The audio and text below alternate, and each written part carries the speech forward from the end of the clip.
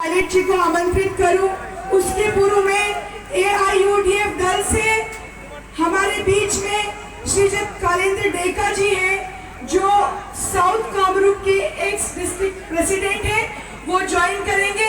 मैं उन्हें आमंत्रित करती हूँ और मैं आग्रह करती हूँ सचिन पायलट जी से, नासिर हुसैन साहब से, रकीबुद्दीन साहब से कि हम गमछा देकर इन्हें अपनी कांग्रेस की विचारधारा के साथ जोड़ने का काम करें।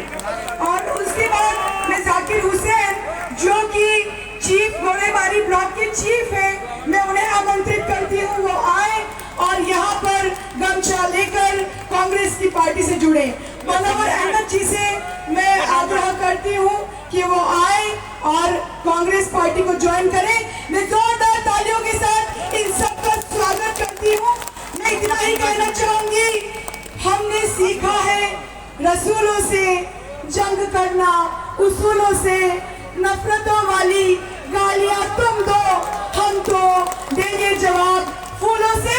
एक बार सचिन पायलट साहब को हाथ उठाकर रकीबुद्दीन अहमद साहब के लिए ये वादा करिए कि हम कांग्रेस को जिताएंगे। आदरणीय सचिन पायलट साहब।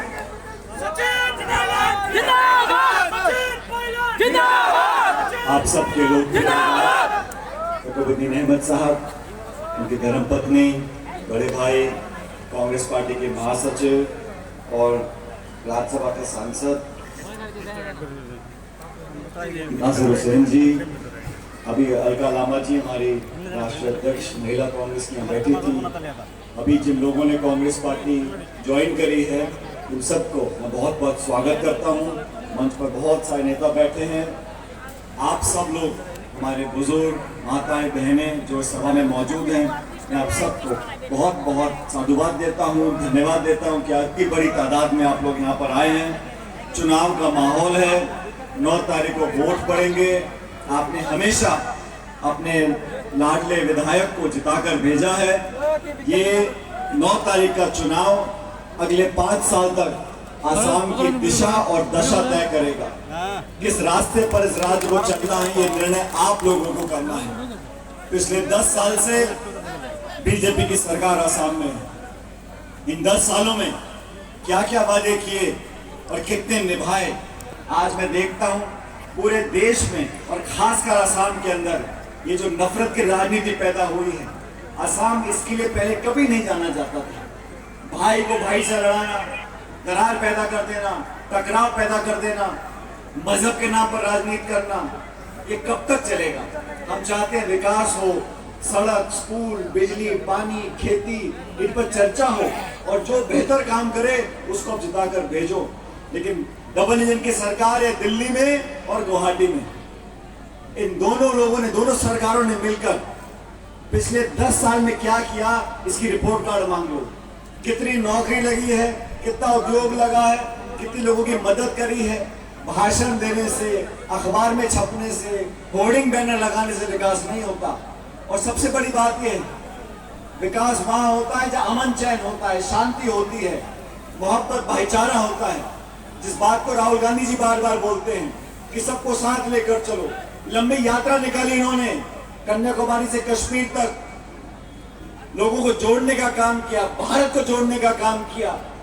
और ये लोग जो जहर फैलाते हैं, एक दूसरे को बांटने का काम करते हैं, इनको मुंह तोड़ जवाब देना है। और 9 तारीख को इस हाथ के निशान पर पंजे के बटन को दबाकर भारी बहुमत देकर आपने हर बार हजारों से जिताया है। मैं तो इनसे पूछने वाला था, बहुत सालों से नासिर भाई भी जानते हैं और मैं भी जानता हूं, यूथ कांग्रेस है।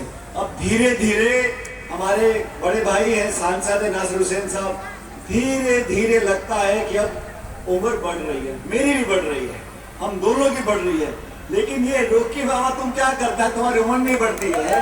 ये वैसे का वैसे 20 साल से, मैं 20 साल से देखता हूँ, ये वैसे के वैसे जैसे यूथ कांग्रेस में थे ऐसे ही आज है।